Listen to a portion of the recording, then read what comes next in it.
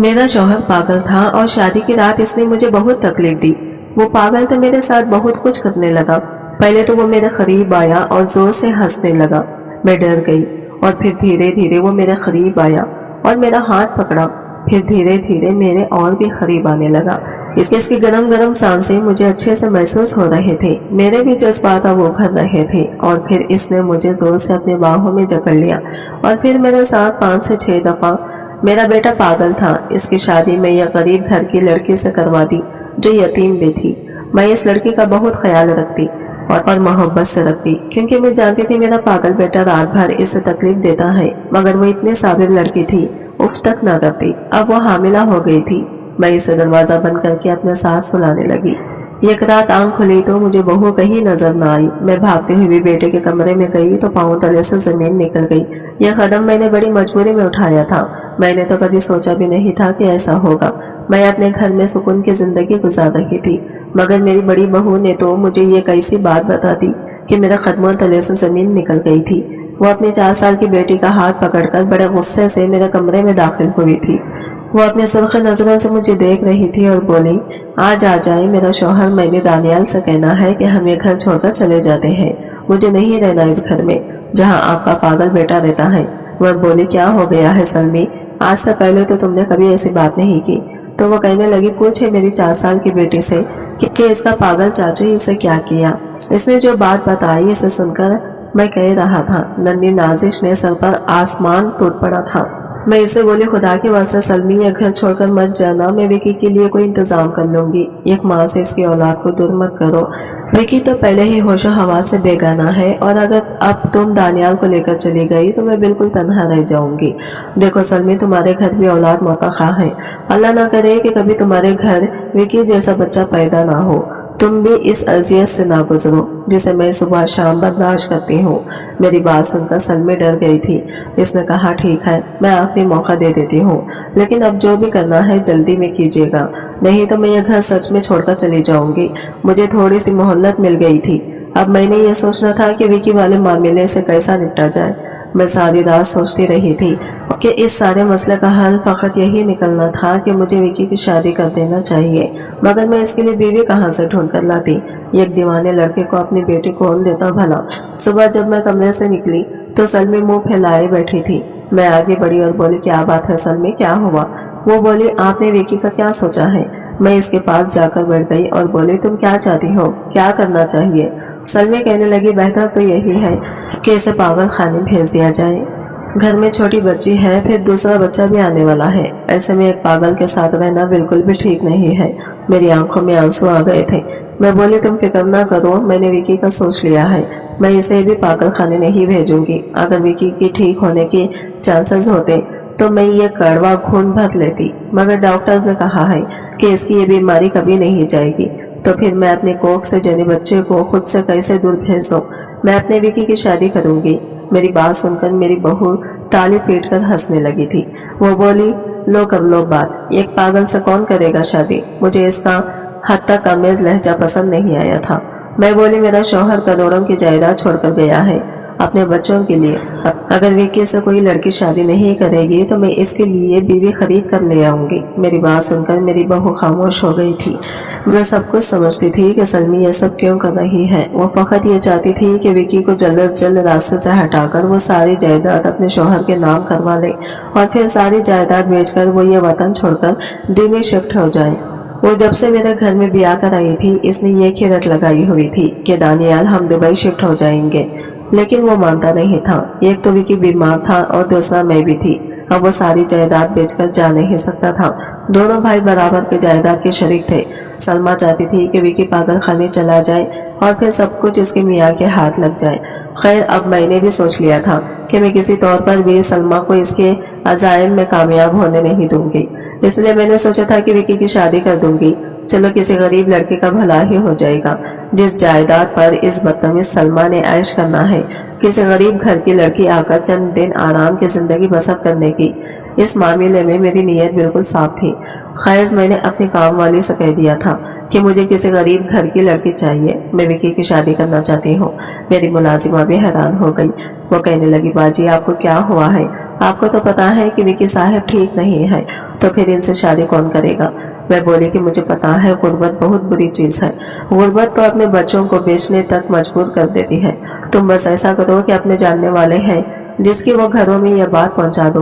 तो मालकिन का पागल बेटा है, शादी करना चाहती है। इसने हामी भर ली थी। 3-4 रोज गुजरे थे कि मेरी मुलाजिमा मेरे पास आकर बैठ गई। वो कहने लगी, बाजी आप तो बड़ी दूर अंदेश निकले हैं।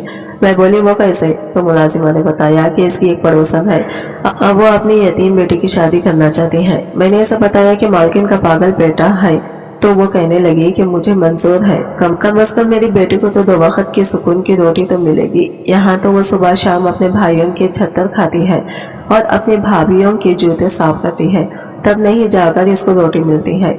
मैं ये बात सुनकर इस बच्चे के लिए परेशान हो गई थी। मैंने कहा कि ठीक है, तुम मुझे आज शाम इनके घर ले चलो। मुलाजिमा ने पहले ही लड़की वालों को इत्तला कर दी थी। शाम में घर में किसी को भी बताए बगैर मैं मुलाजिमा के साथ निकल गई थी। हम दोनों लड़की के घर गए थे।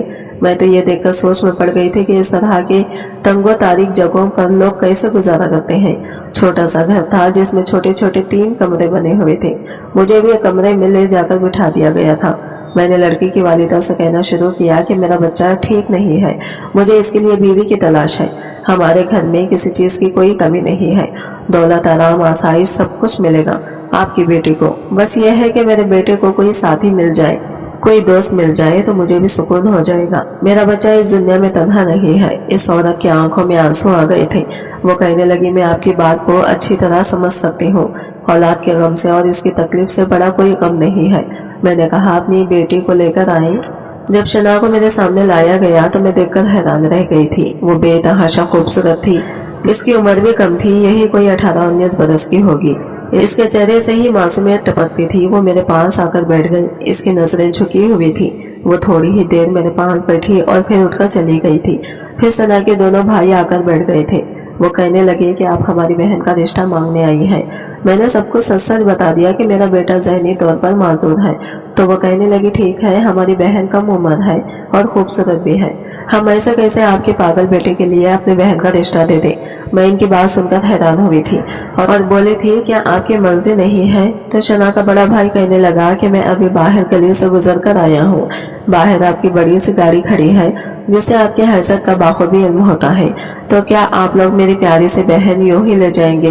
तो मैं बोली कि आपको क्या चाहिए।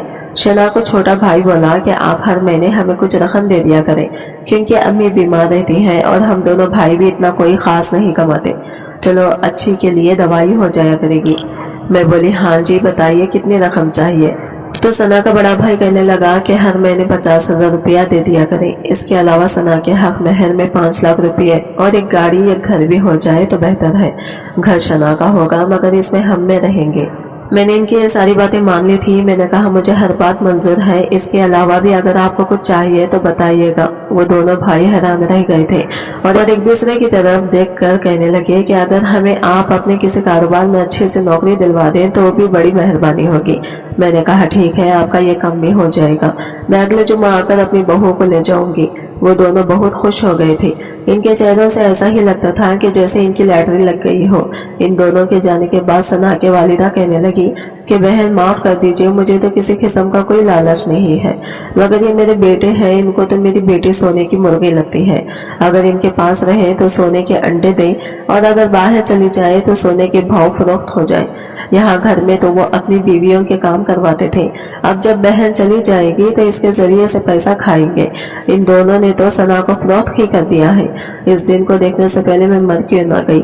मैंने इनसे कहा कि कोई बात नहीं, आप फिर बेफिक्र रहें, मुझे पता है अच्छे बुरे लोग हर जगह होते हैं। सना की वालिदा खामोश हो गई थी। मैंने घर जाकर दानियल को बताया मैं विकी की शादी करने लगी हूँ। वो तो हैरान ही रह गया, कहने लगा, अम्मी आप ये क्या कह रही हैं। तो मैंने इनसे कहा कि मैं रिश्ता भी मांग आई हूँ, लड़की बहुत प्यारी है और कम उम्र भी है, विकी को खुश रखेगी। तो दानियल कहने लगा, अम्मी वो लड़की विकी को तो खुश रखेगी मगर लड़की का क्या बनेगा, क्या इसको विकी खुश रख पाएगा। ये वही सवाल था जिससे मैं बहुत खौफ खाती थी। मैं खामोश हो गई और उठकर अपने कमरे में आ गई थी। मुझे नहीं पता था कि इस शादी का अंजाम क्या होगा, लेकिन लड़की का मासूम चेहरा देखकर मैं जान गई थी कि सब कुछ अच्छा ही अच्छा होगा। सादगी से निकाह हुआ और मैं सना को रुखसत करके अपने घर ले आई थी। वो बड़ी खामोशी से लड़की थी, नजरें झुकाकर बैठी थी। मैं इसको विकी के कमरे में छोड़कर जाने लगी तो इसने खौफ भरी निगाहों से मुझे देखा था और कहा, आंटी मेरे साथ कुछ बुरा तो नहीं होगा। इसके सवाल पर मेरा दिल कट कर रह गया था।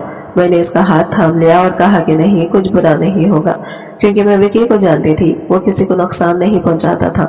मैं अपने कमरे में आ गई और सारी रात आंखों ही आंखों में रात बीत गई थी। सुबह में उठकर विकी के कमरे में गई तो यह देखकर हैरान रह गई थी कि नई नवेली दुल्हन का चेहरा नीलो नील था।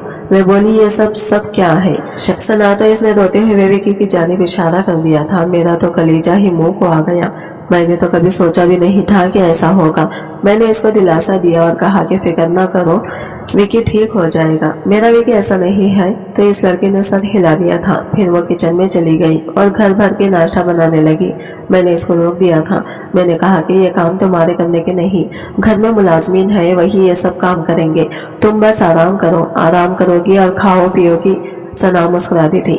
अभी घंटा भर ही गुजरा था कि सना की दोनों भाभियां हाथों में नाश्ते की ट्राई पकड़कर हमारे घर मौजूद हुई थी। वो बड़ी हसरत से घर को चारों तरफ से देख रही थी। मैं तो बड़ी घबरा गई थी कि अगर उन्होंने सना के चेहरे की जानिब देख लिया तो हंगामा खड़ा कर देंगी। मगर हैरत मुझे तब हुई थी जब उन्होंने ये एक बार भी सना से इसके चेहरे के मुताल्लिक नहीं पूछा था। इन्हें तो बस अपना ही लान खाया जा रहा था। बड़ी भाभी सना के कान में घुसकर कहने लगी, तुम्हारी सास हमें नाश्ता लाने पर क्या तोहफा देगी? मैं ये सब बातें सुन चुकी थी, मगर मैंने यही जाहिर किया कि मैं कुछ भी नहीं सुन पाई। खैर वो दोनों जाने लगी तो मैंने लिफाफे में कुछ पैसे रखकर इन्हें दे दिए थे। मुझे पता था कि वो इसी में बहुत खुश हो जाएंगी। मेरी बहू सलमा मुझसे कहने लगी, आंटी आपको मैंने कहा था ना कि विकी की शादी ना करें। अब रोज इस लड़के का यही हाल हुआ करेगा। दानियाल भी बोल रहा था कि अम्मी आपने विकी की शादी करके अच्छा नहीं किया। तभी सना बोली, कहने लगी, आप दोनों मेरे शौहर के बारे में ऐसा मत कहें। वो जैसा भी है तो मेरा शौहर। मैं अपनी सारी जिंदगी इसी के साथ बिताने के लिए तैयार हूँ। ये बात सुनकर जहाँ वो दोनों हैरान रह गए थे, वहाँ मैं भी शिशुरा रह गई थी। अब तो ये रोज का ही मामूल बन गया था। हर सुबह जब सना कमरे से बाहर आती तो इसके चेहरे पर रात की अजियत साफ दिखाई देती थी। मैंने एक दोबारा विकी को भी समझाने की कोशिश की थी।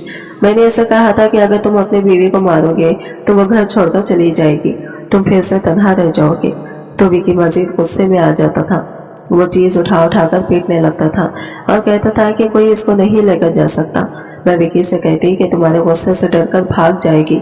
तुम्हारी बीवी तो विकी कानों को हाथ लगाकर सॉरी करता, मगर इसके रवैये में किसी किस्म की कोई तब्दीली नहीं आ रही थी। मुझे इस बात का डर था कहीं शना घर छोड़कर ना चली जाए। इसलिए जब विकी शना पर हाथ उठाता मैं इसके घर वालों के लिए भारी तवायफ भेज देती थी। कभी फ्रीजर ले दिया तो अभी टीवी ले लिया, हत्ता कि मैंने इनके घर में ये एसी तक लगवा दिया था। ये सब मैं इसलिए कर रही थी कि अगर शना अपने घर वापस जाना भी चाहे तो इसकी लालची भाभियां इसे मेरे पास ही रहने पर मजबूर कर दें। सना खामोशी से रहती थी, लेकिन मेरा वो बहुत ख्याल रखती थी। एक दिन इसकी तबीयत खराब हुई तो मैं इसके पास जाकर बैठ गई। मैंने कहा, तुम्हें क्या हुआ है? तो सना फूट फूट कर रोने लगी थी। कहने लगी, आंटी मेरी तबीयत कुछ दिनों से बहुत खराब है। मैं आपको बता नहीं पाती थी, कहीं आप ये ना कहें कि इसके घर वालों ने मरीज लड़की हमारे पहले डाल दी है। लेकिन कुछ दिनों से मुझे उल्टियां आ रही हैं और चक्कर आ रहे हैं। सना की बात सुनकर मुझे कुछ शबा हुआ था। मैं बोली, विकी तुम्हारे पास भी आया था क्या? तो इसने इस में रवा सर हिला दिया। मैंने कहा, मैं तुम्हें डॉक्टर के पास लेकर चलती हूँ, लगता है तुम उम्मीद से हो। मैं सना को डॉक्टर के पास ले जाने लगी तो वो बोली, आंटी मैं पास जाना चाहती हूँ। मेरी भाभियाँ हमेशा एक बहुत अच्छी गायनोलॉजिस्ट के पास जाती थी और मैंने सोचा था कि जब भी मुझे कोई ऐसी खबर मिलेगी मैं इस डॉक्टर के पास जाऊंगी। तो मैं मुस्कुराकर बोली, मैं तुम्हें तुम्हारी भाभियों से भी ज्यादा अच्छी गायनोलॉजिस्ट के पास लेकर जाऊंगी, इस बात की तुम फिक्र ना करो। तो मेरी बात सुनकर सना की आंखों में आंसू आ गए थे।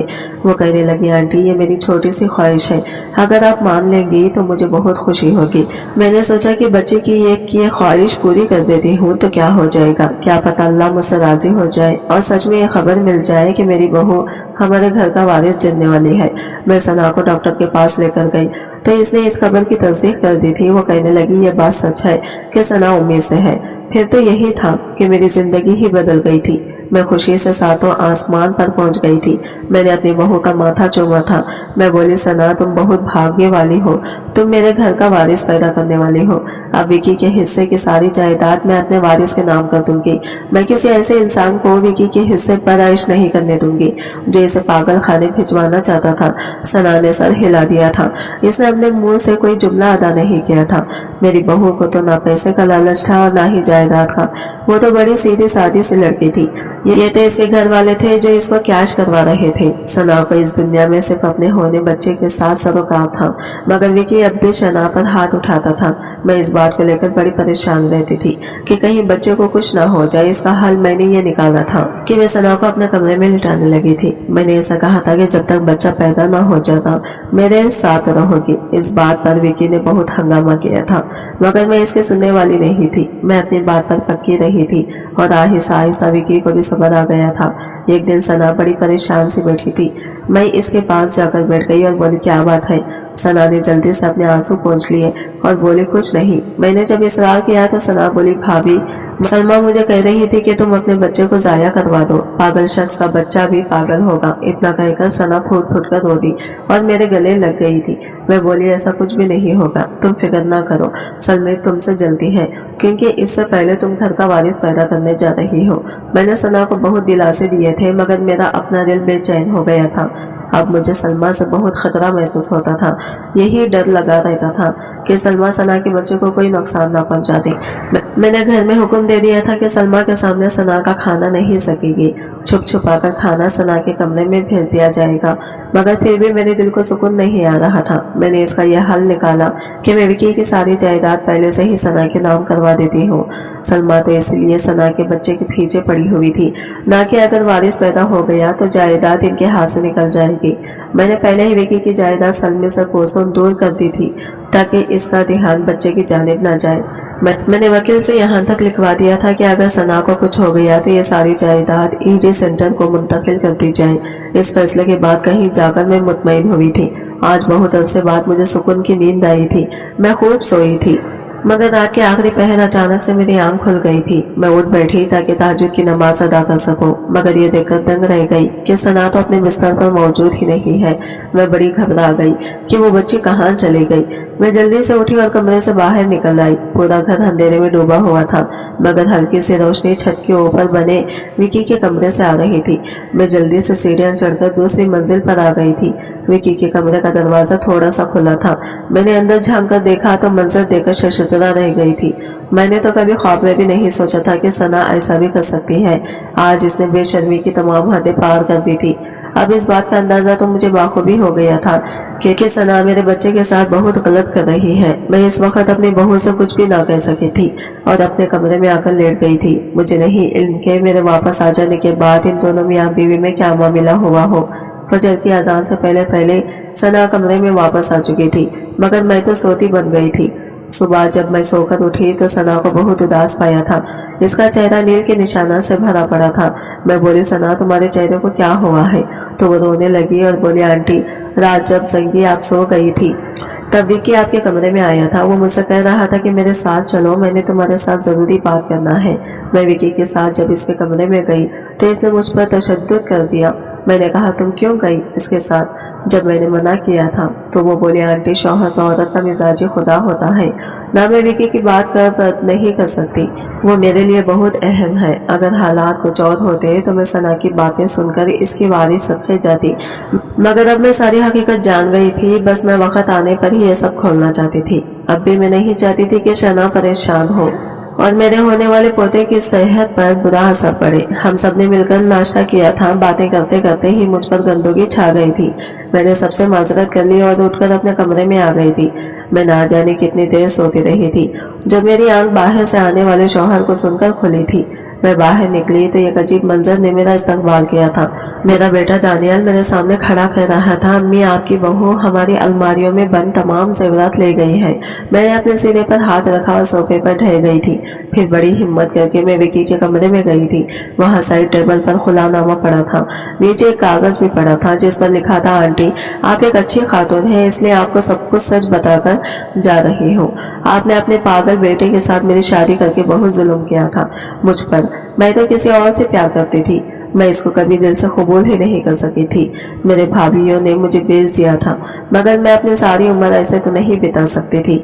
न मेरे आशिक अकरम ने मुझसे कहा था कि तुम सब कुछ अपने नाम लिखवा लो, इस शादी का फायदा तो उठाओ। फिर जैसे जैसे अकरम मुझे कहता गया वैसे वैसे मैं करती गई थी। इसने मुझे कहा था कि तुम अपने चेहरे पर मेकअप से ऐसे निशानात बना लिया करो जैसे भी कि तुम पर तशद्दुद करता हो। मैंने इसकी बात मान ली। ये चीज मेरे लिए फायदा मंद साबित हुई थी। आप मुझे और ज्यादा प्यार करने लगी थी। खैर विकी को तो मैंने शादी की पहली रात ही डरा दिया था। वो मुझसे दूर दूर रहता था। इसकी तो इतनी हिम्मत नहीं थी कि मुझसे बात कर ले। खैर मैं हामिला भी नहीं थी। आपने जायदाद मेरे नाम लिखवा दी, आपका शुक्रिया। अब मैं अकरम के साथ एक पल सुकून जिंदगी गुजारूंगी। मैं ये खत पढ़कर थर थर कांपने लगी थी। मैंने कल रात खुद सना को विकी के कमरे में देखा था। वो चेहरे पर मेकअप से निशानात बना रही थी। मैं इसकी हकीकत जान गई थी, मगर अपने पोते की वजह से खामोश हो गई थी। मगर पोता तो कहीं नहीं, वो तो झूठ था। सना ने हम सबको नाश्ते में नींद की दवा मिलाकर दी थी। जब हम सो गए थे इसने आराम से अपनी कार्रवाई कर ली थी। दानियाल कहने लगा, अम्मी आपको शादी की क्या जरूरत पड़ गई थी? मैं बोली, सलमा ने मुझे बताया था कि विकी ने नाजिश को गुड़िया को पकड़कर इससे कहा था कि ये मेरी दुल्हन है। सलमा डर गई थी कि इसी तरह मेरी बच्ची के ज़हन पर मुनफी असर पड़ेगा, इसलिए सलमा ने मुझसे कहा कि वो घर छोड़कर जा रही है। मैंने इसे जाने से रोक दिया था और सोच लिया कि विकी के लिए दुल्हन लेकर आऊंगी। दानियाल कहने लगा, अम्मी ऐसे हालात में विकी के लिए दुल्हन नहीं बल्कि गुड़िया लानी चाहिए थी। आपने बहुत गलत किया।